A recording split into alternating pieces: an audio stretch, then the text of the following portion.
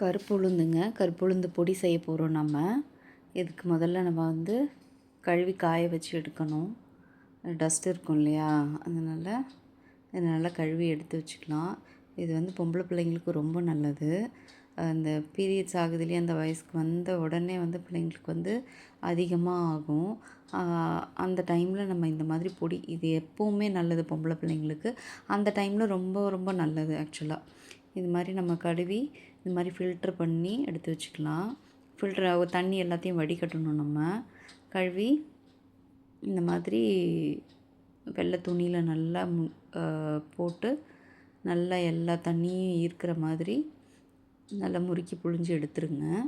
தண்ணி எல்லாத்தையும் ஈர்த்துட்டு ஒரு தட்டில் போட்டு நல்லா காய வச்சு எடுத்துக்கலாம். இதை வந்து ரொம்ப மொட்டை வெயிலெல்லாம் காய வைக்கக்கூடாது. நம்ம எல்லாம் வெயில் இருக்கு இல்லையா, நம்ம வீட்டு வாசல்லையே கொஞ்சம் கொஞ்சம் வெயில் வரும். அந்த வெயிலே காய வச்சு எடுங்க. நல்லா உலர்த்திடுங்க. இந்த உளுந்து வந்து ஒரு 1/2 கிலோ உளுந்து இருக்கும். நல்லா இது மாதிரி தட்டில் நல்லா பரப்பி வச்சு காய வச்சு எடுத்துக்கலாம்.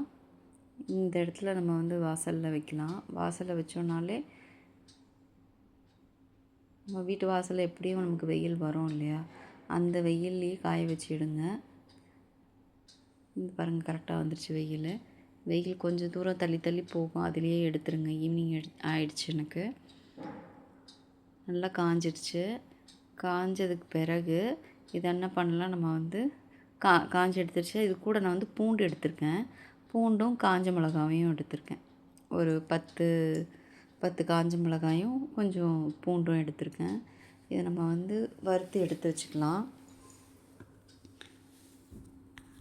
கடாய் நல்லா காஞ்ச பிறகு கொஞ்சம் கொஞ்சமாக வறுத்து அது நல்லா இளஞ்சிவப்பாக வரும் இல்லையா, நல்லா செவந்து வரும்போது நம்ம வந்து இறக்கிக்கலாம். நம்ம அப்படியே விட்டுறாதீங்க. வாணலில் வந்து வறுத்துட்டே இருக்கணும். அப்படியே விட்டிங்கன்னா ரொம்ப கருகி போயிடும். அதனால் கூடவே இருக்கணும். நீங்கள் இருந்து இது மாதிரி செவப்பாக வர்றது பாருங்கள். செவந்த பிறகு நம்ம எடுத்து ஒரு தட்டில் ட்ரான்ஸ்ஃபர் பண்ணிக்கலாம். ஏன்னா ஆறணும். ஆற விட்டுட்டு தானே நம்ம அரைக்கணும்.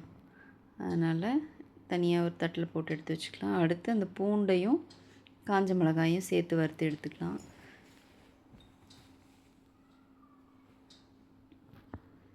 ஒன்றாவே போட்டுக்கலாம். பூண்டு காஞ்ச மிளகாய் ரெண்டுத்தையும் ஒன்றாவே போட்டிருக்கேன் நான். இதுவும் அதே மாதிரி தான். கொஞ்சம் செவந்து வரும்போது, நல்லாவே செவந்து வரும்போது நம்ம எடுத்துக்கலாம். நல்லா செவந்துருச்சு பாருங்கள். இதையும் அந்த உளுந்து கூடையே போட்டு காய வச்சுக்கலாம், ஆற வச்சுக்கலாம்.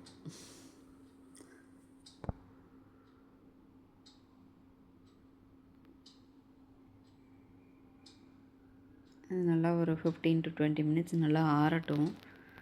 சூடாக போடாதீங்க. ஆறின பிறகு மிக்ஸி ஜாரில் ட்ரான்ஸ்ஃபர் பண்ணிட்டு இது மாதிரி அரைச்சி எடுத்துட்டேன். அரைச்சதுக்கப்புறம் தான் ஞாபகம் வருது உப்பு சேர்க்கலன்னு. அப்புறம் உப்பு கொஞ்சம் சேர்த்து, கல் உப்பு சேர்த்துருக்கேன். சேர்த்து அரைச்சி அதையும் கொஞ்ச நேரம் நீங்கள் காய வைக்கணும். ஆற விடணும். ஆற விட்டதுக்கப்புறம் இது மாதிரி இதில் ட்ரான்ஸ்ஃபர் பண்ணிக்கோங்க. ட்ரான்ஸ்ஃபர் பண்ணி எடுத்து வச்சுக்கிட்டிங்கன்னா காலையிலையும் கொடுக்கலாம், ஈவினிங்கும் கொடுக்கலாம். நீங்கள் எப்போ வேணாலும் இதை சுட சாதத்தில் போட்டு நெய் போட்டிங்கன்னா அப்படியே உருகிரும் சூடு சாதத்தில். அப்படி இல்லைன்னா நீங்கள் நெய்யை உருக்கிட்டு நல்லா கொஞ்சம் லைட்டாக சூடு பண்ணிவிட்டு இது மாதிரி ஊற்றிட்டு அது மேலே பவுட்ரு போட்டு நல்லா பிசைஞ்சு ஊட்டினீங்கன்னா பசங்க விரும்பி சாப்பிடுவாங்க. உடம்புக்கு ரொம்ப ஹெல்தி. அந்தளவுக்கு ஹெல்த் பெனிஃபிட்ஸ் இதில் நிறைய இருக்குது. நீங்களே டிஃப்ரென்ஸ் பார்ப்பீங்க. ட்ரை பண்ணி பாருங்கள். நீங்களும் ட்ரை பண்ணி பார்த்துட்டு எப்படி இருக்குதுன்னு சொல்லுங்கள்.